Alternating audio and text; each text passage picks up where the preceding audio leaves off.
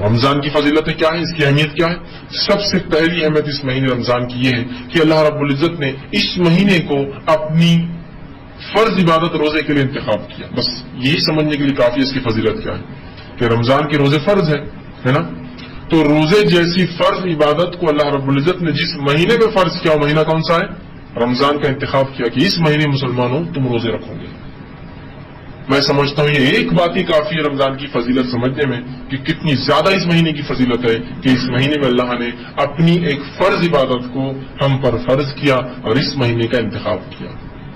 اور نبی اکرم صلی اللہ علیہ وسلم بخاری کی روایت فرماتے عبداللہ بن عمر رضی اللہ عنہ حدیث کے راوی اور کہتے ہیں بنی الاسلام علی خمس، اسلام کی بنیادیں 5 چیزوں پر اللہ نے رکھی ہے. اسلام کے ستون 5 ہے. پہلی کہ تم گواہی دو کہ اللہ کے سوا کو معبود برحق نہیں اور محمد صلی اللہ علیہ وسلم اس کے رسول ہیں. اور وَإِقَامِ الصَّلَاةِ، اور نماز قائم کرو. وَإِيتَاءِ الزَّكَاةِ، اور زکات ادا کرتے رہو. وَالْحَجِّ، اور اللہ کے گھر کا حج کرو. وَصَوْمِ رمضان، اور رمضان کے روزے رکھو. تو 5 فرائض ہیں جس میں سے روزہ ایک فریضہ ہے اور اس روزے کے لیے اللہ رب العزت نے اس مہینے کا انتخاب کیا. یہ بڑی اہم فضیلت ہے. اس مہینے کی دوسری فضیلتیں کیا ہے آئیے ہم دیکھتے ہیں. نبی اکرم صلی اللہ علیہ وسلم فرماتے ہیں، مسلم کی روایت ہے، آپ نے فرمایا رمضان کا مہینہ جو ہی آتا ہے جنت کے تمام دروازے کھول دیے جاتے ہیں حتیٰ کہ ایک بھی بند نہیں رہتا، اور جہنم کے تمام دروازے بند کر دیے جاتے ہیں حتیٰ کہ ایک بھی کھلا نہیں رہتا، اور تمام سرکش جن اور شیاطین قید کر لیے جاتے ہیں. سبحان اللہ، کیا فضیلت اس مہینے. لیکن آپ ایک بات سوچ سکتے ہیں ابھی جنت میں کون گیا اور جہنم میں کون گیا؟ کیوں بتایا جا رہا ہے یہ جنت کے دروازے کھولنا اور جہنم کے دروازے بند کرنا یہ ایک علامت ہے، یہ ایک اشارہ ہے کہ مغفرت حاصل کر دو. عام ہے مغفرت. جنت کھول دیا ہوں میں نے اس مہینے کے اندر، یہ اعلان ہے صرف ایک، ابھی جان ہی کوئی رہا، اعلان ہے. لیکن اور جہنم کے دروازے بند ہیں، اعلان ہے یہ کہ اپنی معصیت سے رک جاؤ، مجھ سے توبہ کر لو، دیکھو بند کر دیا ہوں میں نے اس دروازے. یہ اعلان ہے قسم کا. لوگ بولتے ہیں ابھی تو کوئی گیا نہیں. پھر کیوں؟ ابھی کوئی گیا نہیں، یہ اعلان ہے. علامتی کچھ چیزیں ہوتی سمجھ رہا، خالی اس کو ایک ایز اے سائن، ایک نشانی کے طور پر بیان کیا جاتا ہے نا، اور اس سے اندازہ ہو جاتا ہے نا آپ کو، تو اندازہ لگائی رمضان آ رہے جنت کے دروازے کھول رہے ہیں. کیا نعمتیں ہیں اس کی، کیا برکتیں ہیں اس کی، کیا فائدے ہیں اس کی. ایک علامت ہے، کھلی حاصل کر لو، کھلی حاصل کر لو.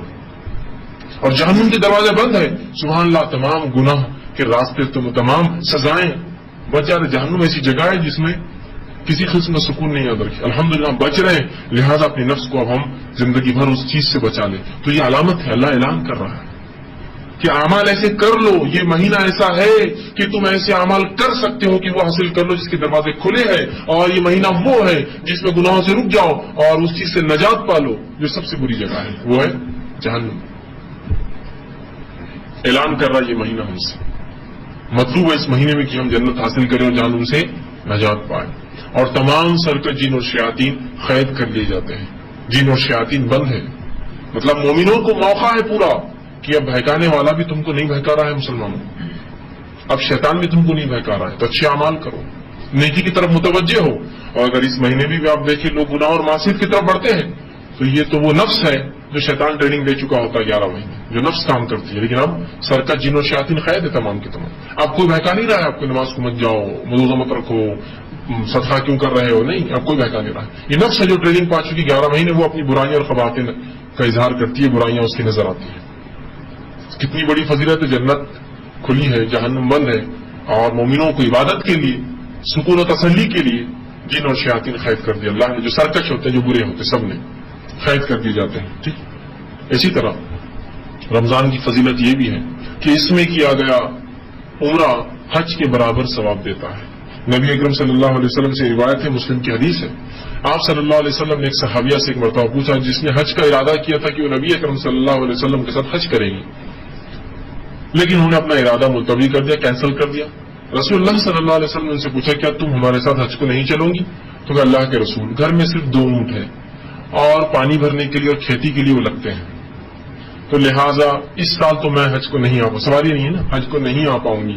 تو نبی اکرم صلی اللہ علیہ وسلم اس خاتون اس صحابیہ سے کہا تو پھر تم ایک کام کرنا، تم رمضان میں عمرہ کر لینا، رمضان میں کیا گیا عمرہ حج کے برابر ثواب دیتا ہے. لیکن وہ حج کو ساکت نہیں کر دیتا، حج کو ایکسپشنل نہیں کرتا کہ حج مت کرو عمرہ کر لے، نہیں، لیکن اس کے برابر اجر اور ثواب دیتا ہے۔ تو رمضان میں کیا گیا عمرہ حج کے برابر اجر رکھتا ہے۔ تو اللہ نے جس کو مال و دولت دے رکھی ہو ضرور اس مال و دولت کا فائدہ اٹھائے اور ضرور رمضان کے اندر عمرہ کرے، اس کی بڑا اجر بڑا ثواب، بلکہ حج کے برابر اجر و ثواب۔ لیکن یہ حج کو ختم نہیں کرتا، حج کی فرضیت اپنی جگہ ہے، لیکن استطاعت نہیں ہے۔ استطاعت ہے تو حالات نہیں ہے، حالات ہے تو ماحول ویسا نہیں ہے، ماحول ہے تو پھر محرم نہیں ضرورت ہو، مسائل تو ہوتے ہیں انسان کے ساتھ، پیسہ ہے میرے پاس لیکن کوئی حج ٹور والے نہیں، سب فل ہو گئے، کیا کروں، پیسہ ویسے پڑا رہے، تو یہ موقع ہے کہ پھر وہ جا کے کم از کم عمرہ کر لے رمضان کے اندر تاکہ اس کا اجر مل جائے، اور پھر حج کا موقع کے ساتھ ضرور پائیں گا تو پھر حج بھی کرے۔ سمجھ رہے بات کو؟ تو اتنا اجر اور ثواب اس مہینے میں ہے کہ ایک عمرہ جو کہ حج اصغر ہے، یقین حج کے برابر نہیں ہوتا، چھوٹا حج ہے وہ کرنے والے کو بڑے حج اصغر کا حج اکبر کا ثواب ملتا ہے۔ ہمارے پاس یہ غلط فہمی ہوتی ہے حج اکبر بولے تو وہ حج جو جمعہ کے دن آتا ہے، ایسا نہیں یاد رکھیے۔ حج اکبر کہا جاتا ہے حج کو، حج اصغر کہا جاتا ہے عمرے کو، اسی لیے دونوں کی کرنے والے کو حاجی بولتے ہیں۔ تو یہ مت سمجھے جمعے کو جو حج آتا ہے اس کا ثواب کچھ زیادہ ہے، وہی حج اکبر کا معنی حج اور حج اصغر کا معنی ہوتا ہے عمرہ۔ تو عمرے کا ثواب جو حج اصغر ہے اس کا ثواب حج اکبر کے برابر مل رہا ہے آپ کو، ٹھیک؟ تو کوشش کرے اس میں عمرہ کرے، اس سے اس مہینے کی فضیلت بھی پتا چلے۔ اسی طرح ہر شخص چاہتا ہے کہ اپنے اعمال کے علاوہ بھی کچھ میں ایسا کروں اپنی زندگی میں کہ میری سفارش و قیامت کروں، چاہتا ہے نا ہر شخص، چاہے نبی کی سفارش ہو، چاہے جو ہے صحابہ کی سفارش ہو، چاہے صالحین کی سفارش ہو، چاہے اللہ کے ولیوں کی سفارش ہو، چاہتا ہے ہر شخص سفارش ہو۔ آئیے جائز سفارش کیا بتا رہا ہوں میں آپ کو، جو چیز واقعتاً سفارش کرنے والی، جس کے الفاظ آ رہے حدیث کے اندر، نبی اکرم صلی اللہ علیہ وسلم فرماتے ہیں، یہ مستد احمد الطبرانی کی روایت ہے، آپ فرماتے ہیں روز قیامت کے دن روزہ اور قرآن سفارش کریں گے، شفاعتی بننے والے ہیں۔ کون؟ روزہ اور قرآن۔ اب دیکھیے بتایا جا رہا ہے، جو بتایا جا رہا ہے وہ زیادہ افضل ہے بڑی اس کے، جس کو ہم سوچ رہے ہیں وہ کریں گے یا نہیں کریں گے، لیکن یہ تو ہے یہ کرنے والے ہیں۔ روزہ اور قرآن قیامت کے روز سفارش کریں گے اور روزہ آ کر کہیں گے اے اللہ یہ شخص میری وجہ سے، میری خاطر کھانے پینے سے اور شہوت سے رکتا رہا۔ روزہ کیا ہوتا ہے؟ سورج نکلنے کے پہلے سے سورج ڈوبنے تک انسان کھانا نہ کھائے اور ہم بستری نہ کریں، یہی تو روزہ ہے۔ یہ دو چیزیں تو حرام ہو رہی ہے اس وقت جبکہ عام حالت میں حلال ہے۔ یہ مسروکتا رہا ان دو اعمال سے صرف میری خاطر، لہذا میری سفارش اس کے حق میں قبول کر۔ نبی اکرم صلی اللہ علیہ وسلم فرماتے اس کی سفارش قبول ہوگی۔ اور قرآن آئیں گا کہیں گے اے اللہ یہ بندہ میرے لیے راتوں میں جاگتا رہا، مطلب خیام میں مجھے پڑھتا رہا، راتوں کی نمازوں میری تلاوت کی، میرے لیے یہ جاگتا رہا، لہذا میری سفارش اس کے حق میں قبول کر۔ رسول اللہ فرماتے اس کی بھی سفارش قبول کی جائیں گی، دونوں کی سفارشیں قبول کی جائیں۔ تو روزہ سفارشی ہے تو اس کو خشوع اور خضوع کے ساتھ، پورے دل کے ساتھ اور بالکل اطمینان اور جیسا اس کا حق رکھیے کہ اس میں کوئی غلط بات نہ ہو، لرزشیں نہ ہو، گالی گلوچ نہ ہو، جھوٹ نہ کہے، غیبت نہ کرے، فحش کلامی نہ ہو، جھگڑا نہ ہو، اس کو پورے اپنے صحت کے ساتھ، جس کو صحت روزے کمزور نہ ہونے دیں، آپ رکھیے۔ ثواب کیا پائیں گے اس کا؟ سفارش اس کی، روز قیامت شفاعتی بنے گا، بلکہ آ کر اللہ رب العزت سے نبی اکرم صلی اللہ علیہ وسلم کی حدیث کے مطابق یہ جو ہے مجادلہ کریں گا، نہیں اس کو آپ بخشیے، یہ مجھے رکھتا تھا، یہ مجھے پڑھتا تھا۔ اندازہ لگائیں کتنے زبردست سفارشی ہیں یہ، اور یہ ہمارے اعمال ہیں، ان کے لیے ہمیں کسی کا سہارے کی ضرورت نہیں ہے، پرسنل جو ہم کر سکتے سفارش کے لیے وہ عمل ہے یہ، دوسرے کریں گے نہیں کریں گے تو بات کی بات ہے، مسئلہ یہ کہ جو ہو سکتا ہے وہ تو کیجیے پہلے، ہم تو یہ کریں گے، سفارش کریں گے روزہ، اس کی فضیلت اندازہ لگا لیجیے۔ روزے کا اجر بے حساب ہے، روزے کا اجر بے حساب ہے، لیکن کنڈیشنل ہے، شرطیہ ہے۔ کب بے حساب ہے سن لیجیے۔ نبی اکرم صلی اللہ علیہ وسلم فرماتے ہیں، طویل روایت مسلم کی حدیث سے آپ نے فرمایا اور کہا، ابو ہریرہ رضی اللہ عنہ اس حدیث کے راوی اور آپ فرماتے ہیں اور کہا اللہ کے رسول فرماتے ہیں اللہ عز و جل فرماتا ہے، یہ حدیث قدسی ہے، اللہ کے رسول اللہ رب العزت سے روایت کر رہے ہیں، اللہ عز و جل تمہارا رب تم سے فرماتا ہے، اللہ عز و جل فرماتا ہے اور کہتا ہے ابن آدم کا ہر عمل اس کے لیے ہے سوائے روزے کے۔ آدم کی اولاد جو بھی عمل کرتی ہے چاہے مرد ہو چاہے عورت ہو، ان کا تمام عمل ان کے اپنے ذات کے لیے سوائے روزے کے، فَإِنَّهُ لِي، اس لیے کہ روزہ میرے لیے ہے، وَأَنَا أَجْزِي بِهِ، اور اس کا اجر میں دوں گا۔ کیا فرمایا اللہ نے؟ ابن آدم کا ہر عمل اس کے لیے ہے سوائے روزے کے، اور روزہ میرے لیے ہے، اور واقعی میں روزہ خاص اللہ کے لیے ہوتا ہے نا، ایک چھوٹے سے بچے کو آپ دیکھیے جس نے روزہ رکھا ہو اور تھوڑی بہت سمجھ رکھتا ہو، اس کو اکیلے میں لیجیے اور اس کو رشوت دیجیے کہ یہ کھا لو، کوئی نہیں دیکھ رہا، کھاتا ہے کیا؟ کھاتا ہے وہ بچہ؟ کہا نہیں میں نہیں کھا سکتا، روزہ ہوں میں، ہے نا؟ تو اللہ کے لیے روزہ رکھا نا، چھپ کے کھا سکتا نا انسان؟ ایسا کتنے لوگ ہیں جو چھپ کر روزہ رکھتے ہیں اور کھاتے ہیں پیچھے؟ نہیں، کوئی بھی نہیں کرتا، کوئی بھی نہیں. میں سمجھتا بہت ہی بدترین آدمی جو ایسا کرتا ہوں، کوئی نہیں کرتا ہے، کوئی نہیں کرتا ہے نا؟ تو روزہ خالص اللہ کے لیے نا، یہ علامت ہے اس کی کہ بچے بھی نہیں کھاتے. اس حد تک جو ہے وہ فَإِنَّهُ لِي، اس لیے کہ روزہ اللہ فرماتا میرے لیے ہے، وَأَنَا أَجْزِي بِهِ، اور اس کا اجر تو میں ہی دوں گا. آگے فرمایا روزہ آنکھ سے ڈھال ہے، روزہ رکھ کر اپنے آپ کو جہنم کی آنکھ سے بچا لو. روزہ آنکھ سے ڈھال ہے، تو جس روز تم روزہ رہو، اب رسول اللہ فرما رہے روزہ آنکھ سے ڈھال ہے کب؟ جس روز تم روزہ رہو تو فحش گوئی نہ کرے. تم میں سے کوئی اگر روزہ ہو تو فحش گوئی نہ کرے. فحش گوئی سمجھتے آپ؟ بری باتیں، گندی باتیں، اوچھی باتیں، غلیظ باتیں. تو تم میں سے جب کوئی شخص روزہ ہو فحش گوئی نہ کرے، بےہودہ باتیں نہ کرے، اوٹ پٹانگ باتیں نہ کرے جس سے دلوں کو تکلیف ہوتی ہے، انسانوں کو تکلیف ہوتی ہے، لوگ چڑھتے ہیں. اوٹ پٹانگ بےہودہ باتیں نہ کرو. اور آگے فرمایا بےہودہ کلامی نہ کرو. اسی طرح گالی گلوچ نہ کرو، گالی مت دو. روزے کا فائدہ اٹھانا چاہتے ہو، اس کو جہنم سے ڈھال بنانا چاہتے ہو آنکھ سے، تو یہ کرنا پڑے گا تمہیں. تو جو ہے اس میں جو ہے گالی گلوچ نہ کرے اور لڑائی جھگڑا نہ کرے. اور جب روزے دار سے کوئی لڑنے آئے تو صرف اشارے سے کہہ دے میں روزے سے ہوں، میں لڑ نہیں سکتا ہوں، یہ کام مجھ سے نہیں ہوگا. کنڈیشنل ہے روزے کا ثواب. یہ سب کرنا پڑے گا مجھے اور آپ. بد کلامی نہیں ہوں گی، گالی گلوچ نہیں ہوں گی، بری باتیں نہیں کریں گے، غلط کام نہیں کریں گے، بےہودہ باتیں نہیں ہوں گی، لڑائی جھگڑا نہیں ہوگا. اور کوئی آئے بھی تو بھائی میں نہیں کر سکتا ہوں، میں روزے سے ہوں، آپ کہہ دیں گے. آگے آپ صلی اللہ علیہ وسلم فرماتے اور کہتے سنیے، اس ذات کی قسم جس کے ہاتھ میں محمد صلی اللہ علیہ وسلم کی جان ہے اور روزے دار کی منہ کی ہوا، اللہ رب العزت کو روز قیامت مشک سے زیادہ محبوب ہوں گی.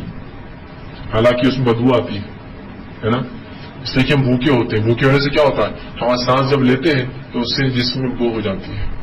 تو روزے دار کی منہ کی ہوا اللہ رب العزت کو روز قیامت مشک سے زیادہ محبوب ہوں گی. اس کو زیادہ پسند ہے اس لیے کہ وہ بدبو جو اس کے منہ میں ہوئی وہ اللہ کے لیے بھوکا رہنے کی وجہ سے اس سے زیادہ محبوب ہوں گی، پسندیدہ ہوں گی. اور روزے دار کے لیے دو خوشیاں ہیں. ایک خوشی تو وہ تب پاتا ہے جب افطار کرتا ہے کہ روزہ ختم ہوا. اگر اللہ روزہ 5 دن 10 دن مہینے بھر کا رکھتا تو کیا کرتے ہیں؟ تو جب ملتا ہے اس کو فرحت ملتی ہے، خوشی ملتی ہے جب افطار کرتا ہے. اور دوسری خوشی جب ملیں گی جب اپنے رب سے جا کر ملے گا. وہ دوسرا پارٹ اس کا بھی باقی ہے. جب اپنے رب سے ملے گا، جب اسے دوسری عظیم خوشی ملے گی روزہ رکھنے کی، تو وہ خوش ہوگا، بہت خوش ہوگا مومن.